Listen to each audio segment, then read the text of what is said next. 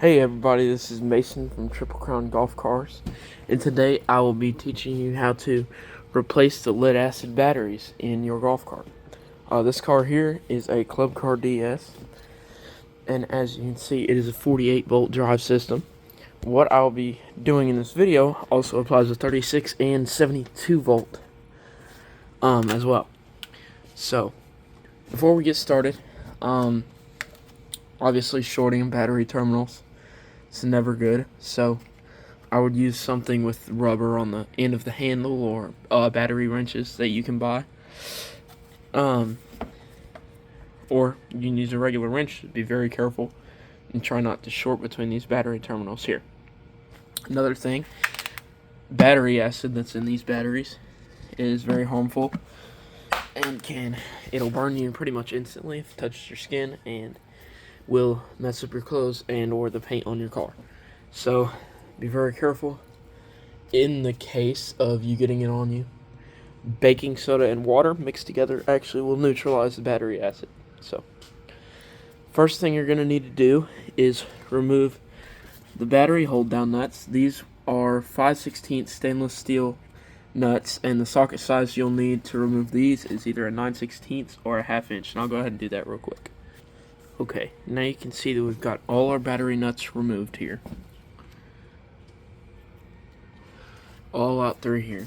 And before you remove your cables, you're going to want to write down a simple, very brief wiring schematic so that you don't lose where everything is wired. And take a picture of the batteries on your phone. That way you wire them up correctly next time. There's no guesswork. So you don't risk shorting any terminals out or anything like that. It makes it a lot easier. Okay, now that I've got my wiring schematic made here, we can go ahead and remove the cables from the batteries. In the event that you remove the cables without making a wiring schematic, don't fret. The way that these batteries are wired is something called series, and it adds the voltage of each battery together by going, here's your main positive connection, goes down to your motor controller back here. It goes down to your solenoid, sorry. And it goes negative, positive, negative, positive, negative, positive, negative, positive, negative, positive, and negative goes down here. It is absolutely imperative that you do not short two battery terminals together. Okay, now you can see that I'm on the driver's side. And again, you can get another look at how these batteries are wired. And it is, again, imperative that you do not run two battery terminals that are on the same battery together. It will short the battery and could result in battery explosion, excessive heat, of course sparks, component failure, many things. Cost you a lot of money and potentially hurt you or damage your car. You do not want to do that. Cannot be any more clear on that. Again, negative, positive, negative, positive.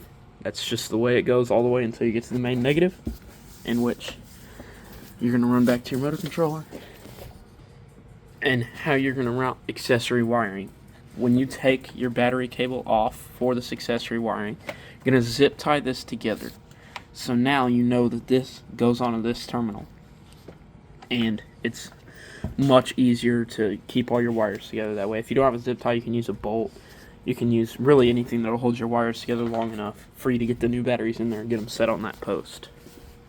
Okay, now you can see that I've gotten all my battery cables taken off there. And now we can go ahead and remove our hold down hardware.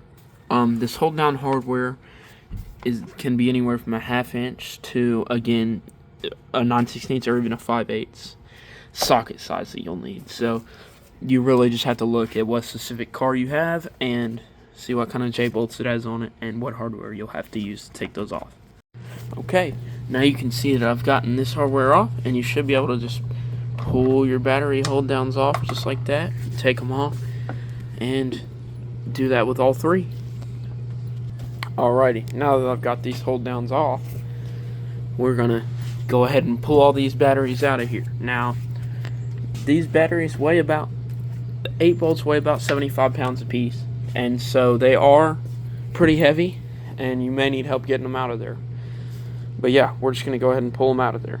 Okay, now I've got the old batteries out, and you can see that his battery tray is it's just pretty dirty, and so it could use a good cleaning.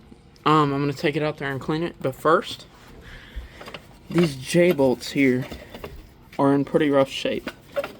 In order to replace them, they just pull out just like that. You're going to insert your new one into there, and you're good to go. That's totally optional, but you can see this one's weathered away pretty bad, so I'll just go ahead and replace it for the customer. Okay, now we got the customer's battery tray cleaned up, and we got some new J-bolts in there, and we're going to go ahead and throw our new batteries in there, and I will update whenever we get the batteries in there. You may want to use your schematic to set the batteries in there and make sure they're in the right position at the right spot. Okay, now you can see we've got our batteries in here. Now, the wires are still zip tied together. Make sure they're not touching any terminals. I know it was touching the outside casing on that one. Some of these bolts are different lengths. That's just the customer's preference. That's what they had on there before, and I'm not going to overcharge the customer by installing a J-bolt that they don't need replaced. Any J-bolt will work as long as it tightens up, really. So, next, gonna clean up this hardware. You know, battery nuts, battery cables. You can see there's sealant still left on there, and there is some corrosion on some of them. We're gonna clean that up with the wire brush and make sure that they're making good contact. They actually sent new battery nuts with the batteries, and you can see on here that 120 inch-pounds is the torque spec. So I'm gonna put that on my 1/4 inch torque wrench. I'm going to tighten down all of those terminals with my battery cables and my new nuts installed, and I will update y'all then. Alrighty, now that we've got our new batteries in there and our terminals are torqued down to spec and our wires are ran like they're supposed to, I'm going to seal the battery terminals. This is Easy Go battery terminal protector, and this prevents corrosion on any of the battery terminals, and it lowers your personal maintenance. This is completely optional. You do not have to do this, but it keeps oxygen from getting onto your battery terminals, which then keeps corrosion from happening, which can loosen connections, and even you can lose connection in these battery terminals if the corrosion gets bad enough. But with this stuff, it prevents that and keeps you from having to deal with it. Okay, now that the terminals have been sealed, the last thing we're going to do is, I would do this wearing gloves, so I'm not going to do this right now. But you're going to pop these caps off, and you're going to check and correct the fluid level in every cell of every battery. This is very important to the lifespan of your battery, as well as the performance of your battery. You will use distilled water. You can buy it from the store or wherever, and you're going to fill them up to the top of the lead plates that are within the battery. Let me put some gloves on, and I'll show you what I'm talking about. Okay, I'm going to pop these caps off for you guys.